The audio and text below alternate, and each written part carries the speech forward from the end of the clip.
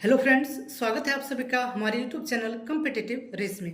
दोस्तों, आज की इस वीडियो में हम लोग जो है डॉक्यूमेंट्स वेरिफिकेशन को लेकर बात करेंगे कि कौन कौन सा डॉक्यूमेंट्स है जो हमें चाहिए, जो इसेंशियल है। और जो भी डाउट है आपका डॉक्यूमेंट्स को लेकर वो आज क्लियर हो जाएगा इस वीडियो में। मैं कोशिश करूंगा जितना भी मेरे पास जानकारी है सारी चीज़ें मैं आप लोग को बता दूँ, ठीक है। और सबसे पहले जो है डीबी का प्रोसेस क्या होता है, डीबी का प्रोसेस किस प्रकार से होता है उसको लेकर बात करेंगे कि डीबी किस प्रकार से होगा, कब कॉल लेटर आएगा, कितना टाइम में होगा और आपको कितना टाइम मिलेगा। बाकी character certificate, medical certificate, OBC certificate हो या फिर एसटी एससी का जो सर्टिफिकेट है वो किस प्रकार चाहिए, कब से कब तक का चाहिए, सारी चीज़ें मैं इस वीडियो में बताऊंगा। तो वीडियो को एकदम लास्ट तक देखिएगा। और जितने भी लोग नए जुड़ रहे हैं चैनल से, चैनल को सब्सक्राइब कर लीजिए और वीडियो पसंद आ रहा होगा तो वीडियो को लाइक भी कीजिएगा, ठीक है। अभी आप जो है हमारे टेलीग्राम ग्रुप से भी जुड़ सकते हैं। टेलीग्राम ग्रुप का लिंक जो है कमेंट में है, तो टेलीग्राम ग्रुप में आप लोग जुड़ जाइए। वहाँ पर आपको जो है सारे इन्फॉर्मेशन भी मिल जाएगा और वो एक ओपन ग्रुप है, तो वहाँ डिस्कशन भी आप जो है कर सकते हैं। कुछ भी डाउट होगा तो वहाँ पर अपना शेयर कर सकते हैं, ठीक है। तो चलिए बात करते हैं। तो सबसे पहले हम लोग जो है बात करते हैं जो कैरेक्टर और मेडिकल सर्टिफिकेट है इसके बारे में, क्योंकि इसके बारे में बहुत से लोगों को जानकारी नहीं है, ठीक है। क्योंकि ये तो डीबी के टाइम में होता है। बाकी ओबीसी सर्टिफिकेट हो या फिर जो कास्ट सर्टिफिकेट या फिर 10th 12th ये सब तो हम लोग को पता है। बट ये जो आपका कास्ट सर्टिफिकेट वो सब तो पता रहता है। बट ये जो आपका कैरेक्टर हो गया, मेडिकल हो गया, आइडेंटिटी सर्टिफिकेट हो गया, ये किस प्रकार से बनता है, इसमें क्या क्या चीज़ें होता है, तो इसको पहले हम लोग डिस्कस करेंगे, ठीक है। तो देखिए डीबी के लिए आपका जो है रिजल्ट आने के बाद, मान लीजिए रिजल्ट आ गया तो उसके बाद कॉल लेटर आएगा डीबी के लिए। अलग अलग डिपार्टमेंट में, जैसे मैंने एक वीडियो में बता दिया था पहले कि अलग अलग डिपार्टमेंट में अलग अलग टाइम में कॉल लेटर वो आएगा, ठीक है। तो कॉल लेटर जब आएगा तो कॉल लेटर में क्या है कि आपका एक टाइम रहेगा, ठीक है, कि आपको इतना दिन बाद डीबी के लिए आना है और ये सर्टिफिकेट बना के आपको लाना है, ठीक है। तो लगभग 15 से 20 दिन का टाइम वो देंगे डीबी के लिए, ठीक है। और कहीं कहीं क्या होता है कि डीबी का एक पीरियड भी होता है कि इतना से इतना तारीख के बीच में आना है, ठीक है। इतना से इतना तारीख के बीच में आकर आप अपना डीबी करा सकते हैं। कहीं कहीं होगा कि एक ही डेट में जो है हो सकता है डीबी आपको उसी डेट में बुलाए, सेम डेट में सबको उसी तरह से। तो इस तरीके से जो है आपका होता है, डीबी के लिए आपका होगा। तो कॉल लेटर आएगा तो 15-20 दिन आपको टाइम मिलेगा। तो जो कैरेक्टर सर्टिफिकेट की बात करें दोस्तों, तो कैरेक्टर सर्टिफिकेट दो प्रकार का होता है, ठीक है। एक कैरेक्टर सर्टिफिकेट देखिएगा कि आपके जो पुलिस के थ्रू, पुलिस वेरिफिकेशन के थ्रू बनता है। आप ऑनलाइन अप्लाई करते हैं तो बनता है एसपी या फिर थाना के थ्रू या एसपी ऑफिस के थ्रू। ये भी एक कैरेक्टर सर्टिफिकेट बनता है, ठीक है। तो ये कैरेक्टर सर्टिफिकेट जो है आपको डीबी में नहीं चाहिए होता है, ठीक है। डीबी में ये मांगा नहीं जाता है, ये बात आप क्लियर रहिए। डीबी में जो है आपको कैरेक्टर सर्टिफिकेट का एक फॉर्मेट भेजा जाएगा, ठीक है। अभी देखा होगा आपने, जो कानपुर वालों के लिए आया था तो फॉर्मेट आपने देखा होगा। तो वो फॉर्मेट आएगा, वो आपको बना के ले जाना है, उसको जो है बना के आपको ले जाना है, ठीक है। पुलिस वाला कहीं भी जो है काम, मतलब वो डीबी डायरेक्टली वहाँ पर यूज़ नहीं होगा। उसका क्या काम होता है मैं बता दूंगा अभी, ठीक है। और क्या है, एक कोई कोई बोलते हैं सर स्कूल का जो कैरेक्टर सर्टिफिकेट है तो वो भी कोई काम का नहीं है, उसको भी कोई लगता नहीं, ठीक है। पुलिस वेरिफिकेशन वाला ये डायरेक्ट डीबी में यूज़ नहीं होता है, वहाँ पर आपको नहीं मांगा जाएगा, ठीक है। आपको जो डिपार्टमेंट से जो फॉर्मेट जिस प्रकार से आएगा उसी फॉर्मेट में आपको जो है बनाकर ले जाना है। तो कैरेक्टर सर्टिफिकेट का अगर फॉर्मेट देखिएगा तो क्या होता है कि उसमें आप लिखा जाएगा कि आपका नाम ये है, ठीक है, मैं इसको जो है इतना पीरियड से जानता हूँ और इनका कैरेक्टर जो है गवर्नमेंट जॉब के लिए ठीक है, मतलब सही है, कोई दिक्कत नहीं है। ये चीज़ उसमें लिखा हुआ रहता है। और नीचे जो है जो साइन करेगा कोई, तो साइन करने वाला कौन होता है, ये आपका गेजेटेड ऑफिसर होगा, ठीक है। कोई गेजेटेड ऑफिसर, वो चाहे सेंट्रल गवर्नमेंट का हो फिर स्टेट गवर्नमेंट का हो, तो आप जो है उस गेजेटेड ऑफिसर से आपको उसमें साइन करवाना है, ठीक है। तो वो साइन जो करवाना है, आप सीओ हो गया, बीडीओ हो गया, और भी गेजेटेड ऑफिसर कोई भी है, आप देखिएगा आपके आसपास जहाँ पर भी है, जैसे मेडिकल में होते हैं और भी कोई आपको मिल रहा है तो वहाँ से आप साइन करवा सकते हैं, ठीक है। तो गेजेटेड ऑफिसर से साइन करवाना होता है। कहीं कहीं जो है लिखा हुआ रहता है कि 2 गेजेटेड ऑफिसर से साइन करवाना है, तो आपको फिर 2 गेजेटेड ऑफिसर से सेपरेटली अलग अलग साइन करवाना होगा, ठीक है। कैरेक्टर सर्टिफिकेट में ही गेजेटेड ऑफिसर का साइन के साथ साथ देखिएगा कहीं कहीं किसी किसी डिपार्टमेंट में अटेस्टेड कराने के लिए भी बोला जाता है। उसी में नीचे जो है रहेगा आपका अटेस्टेड कराने के लिए, वो जो है मजिस्ट्रेट से या फिर जो है डीएम से, डिस्ट्रिक्ट मजिस्ट्रेट या फिर एसडीएम से जो है अटेस्टेड करवाने के लिए बोला जाता है, ठीक है। ये मेरे डिपार्टमेंट में था, ऐसे ही फॉर्मेट था जो अभी कानपुर वाला भी आप लोगों ने देखा होगा। तो एक गेजेटेड ऑफिसर से साइन करवाना है ऊपर और नीचे जो है अटेस्टेड करवाना है एसडीएम से। तो ये जो है ये सबके साथ नहीं होता है, ठीक है। ये कुछ ही डिपार्टमेंट में होता है, जैसे कानपुर वाला अभी देखे होंगे उसमें था, मेरा डिपार्टमेंट में भी सेम इसी तरह था। बट इनकम टैक्स में मैंने जहाँ तक देखा है कि वो अटेस्टेड वाला नहीं रहता है एसडीएम या फिर डीएम से, बस आपका जो कैरेक्टर सर्टिफिकेट है वो गेजेटेड ऑफिसर से जो है साइन करवाना होता है, ठीक है। वो अटेस्टेड वाला नहीं रहता है, किसी किसी डिपार्टमेंट में मतलब रहता है, ठीक है, कि आपको जो अटेस्टेड भी करवाना है और वो है एसडीएम मजिस्ट्रेट ये सबसे करवाना होता है।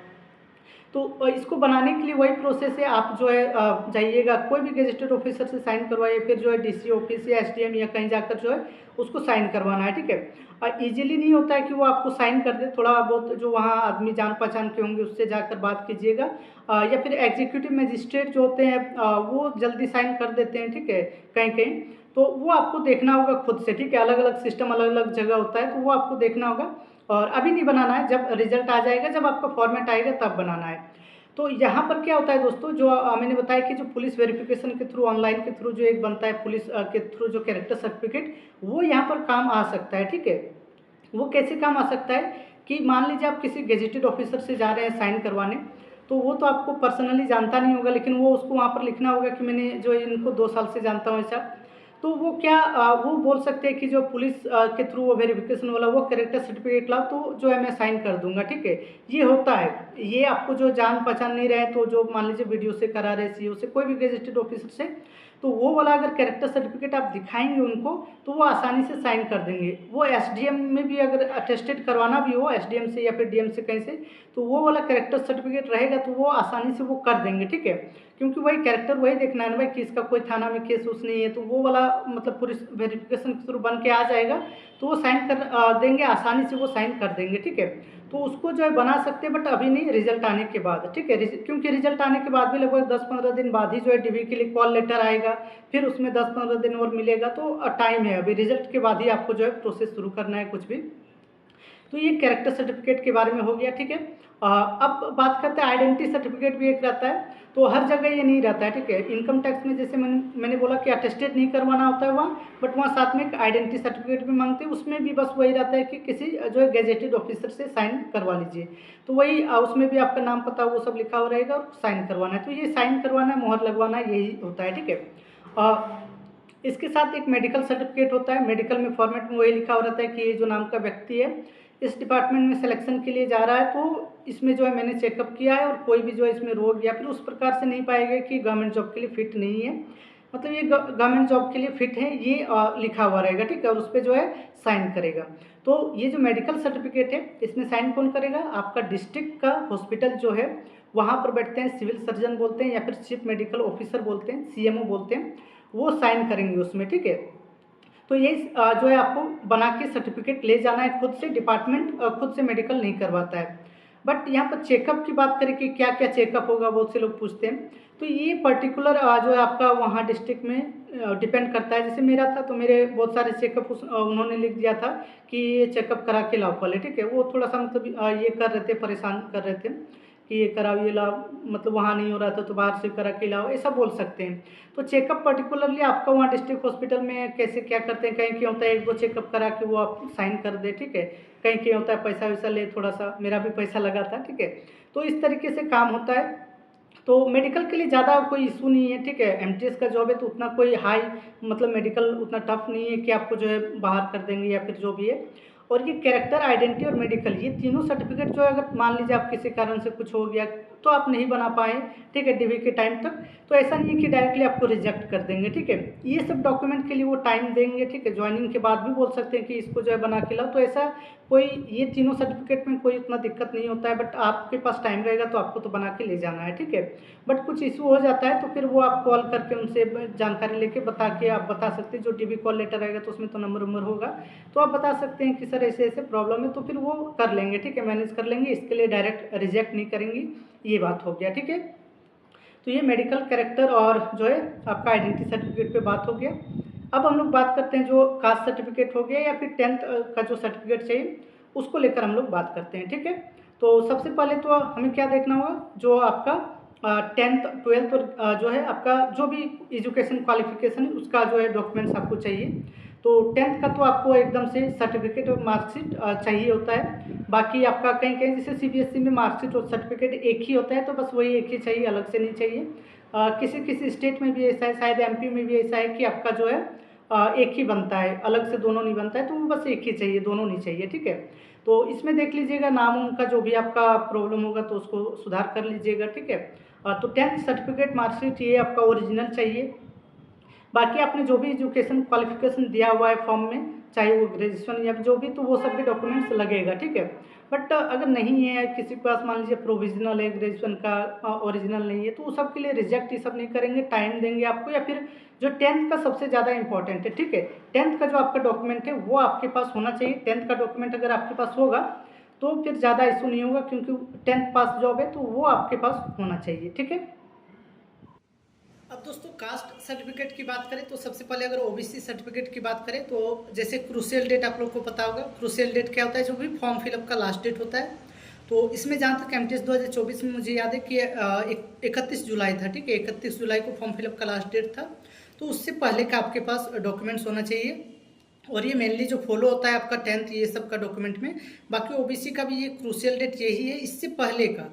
और इससे पहले की अगर बात करें तो इससे पहले 3 साल पहले तक का चल जाएगा, ठीक है। इससे पहले तक अगर आपका 3 साल पहले का बना हुआ है मतलब तो बन जाएगा, यानी कि 2023 में बनाए होंगे, 22 में बनाए होंगे तो चल जाएगा, 21 का भी जो है चलेगा, ठीक है। तो इसमें कोई इशू नहीं है। अब देखिए इसके बाद का मान लीजिए बना रहे 24 के बाद 25 में, ठीक है। तो इसमें देखिए क्या है कि सुप्रीम कोर्ट का ऑर्डर भी है, तो डायरेक्टली ये रिजेक्ट इस प्रकार से नहीं करते हैं, ठीक है। तो आपने अगर नया बनाया है तो कोई इशू नहीं है उसमें। क्रूशियल डेट के बाद में भी लगभग 6 महीना तक तो रहता ही है, उसके बाद का भी है तो उतना ज़्यादा आपको इशू नहीं होगा, ठीक है। यहाँ पर कास्ट सर्टिफिकेट को लेकर ओबीसी में अब थोड़ा सा ये रहता है कि सेंट्रल का या स्टेट का चाहिए, ये भी बहुत से लोगों का डाउट रहता है, ठीक है। तो देखिए एसएससी ने कहीं नहीं लिखा है कि सेंट्रल का चाहिए या फिर जो है आपका स्टेट का चाहिए, इस तरीके से वो एक फॉर्मेट है, उसमें उस फॉर्मेट से मैच होना चाहिए। और बाकी जो है कॉम्पिटेंट अथॉरिटी होना चाहिए उस सर्टिफिकेट को जो है इशू करने के लिए। तो इसमें एकदम से डायरेक्ट रिजेक्ट नहीं कर देंगे आपको, ठीक है। कुछ भी अगर ओबीसी सर्टिफिकेट में दिक्कत होगा तो वो टाइम देंगे, वो बोल सकते हैं कि आप जो है वहाँ से आप लिखवा के लाइए इस तरीके से, या एफिडेविट बना के लाइए, तो वो आपको ऑप्शंस देंगे, उस हिसाब से जो है आपको काम करना है, ठीक है। तो वो आपको ऑप्शंस देंगे, तो उसी हिसाब से आपको काम करना है। गर्मी लग रहा है दोस्तों थोड़ा सा, तो देखिए ऑप्शंस देंगे, उसी हिसाब से आपको काम करना है। तो 21 मान लीजिए 22-23 का है, 24 का भी है, तो कोई दिक्कत नहीं है उतना ओबीसी सर्टिफिकेट को लेकर। बाद में भी आपने बनाया है तो मतलब काम चल जाएगा। बाकी 1-2 डिपार्टमेंट ऐसा होगा कि वो मतलब नखरे कर सकते हैं, बट उतना इशू नहीं होना चाहिए, क्योंकि उनको भी ऊपर जवाब देना होता है, तो इशू नहीं होगा, ठीक है। आप ये मान के चलिए सर्टिफिकेट वैलिड होना चाहिए आपका, मतलब सही होना चाहिए, तो आपको दिक्कत नहीं होगा। बाकी एसटी एससी सर्टिफिकेट के लिए तो मान के चलिए क्रूशियल डेट तो कोई होता नहीं है, उनका एक सही फॉर्मेट में जो एसएससी का फॉर्मेट में है उस तरीके से आप बना लीजिए, ठीक है। तो वो सही है। बाकी मैंने एक एससी कैटेगरी का कैंडिडेट जो था मेरे डिपार्टमेंट में, मैंने देखा था उनका जो है स्टेट का ही बना हुआ था, उनका स्टेट का जो है सर्टिफिकेट बना हुआ था एससी का। और उन्होंने जो है बाद में एक जो एसएससी वाला फॉर्मेट था उसमें भी जो है बनवा के से मतलब साइन करवा के वो ले आए थे, बट उससे भी वो दोनों दिखा दिए, तो वो बोले ठीक है, मतलब वो एक से भी काम चल जाता है। एससी मतलब मान लीजिए जो स्टेट गवर्नमेंट से बना था उसमें भी, बाकी फॉर्मेट वो जो स्टेट मतलब एसएससी का जो फॉर्मेट है उस पर भी बना कर रखिएगा तो कोई दिक्कत नहीं है, ठीक है। सेफ्टी के लिए आप वो भी कर सकते हैं कि उस फॉर्मेट में भी अगर नहीं है तो आप बना के रख लीजिए। तो मैं यही कहूँगा कि अभी जो भी आपके पास ऑप्शन है उसको कीजिए, ठीक है। नहीं है तो बनाइए, अगर मान लीजिए स्टेट का है सेंट्रल का बन सकता है तो बनाइए। बाकी इशू उतना ज़्यादा होने वाला नहीं है, ठीक है। एसटी एससी में तो उतना ज़्यादा इशू नहीं होने वाला है। बाकी अब ईडब्ल्यूएस को बात करें दोस्तों, ईडब्ल्यूएस सर्टिफिकेट को लेकर बहुत ही मतलब ये रहता है, क्योंकि गवर्नमेंट का इसमें कुछ क्लियरली होता नहीं है, ठीक है।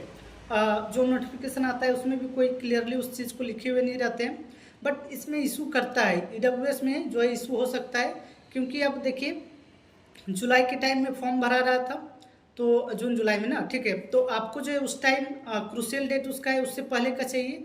तो आपका जो ईडब्ल्यूएस सर्टिफिकेट बनेगा वो आपका क्या होगा, 2023-24 फाइनेंशियल ईयर में होना चाहिए, ठीक है। जो फाइनेंशियल ईयर होगा 2023-24 होना चाहिए।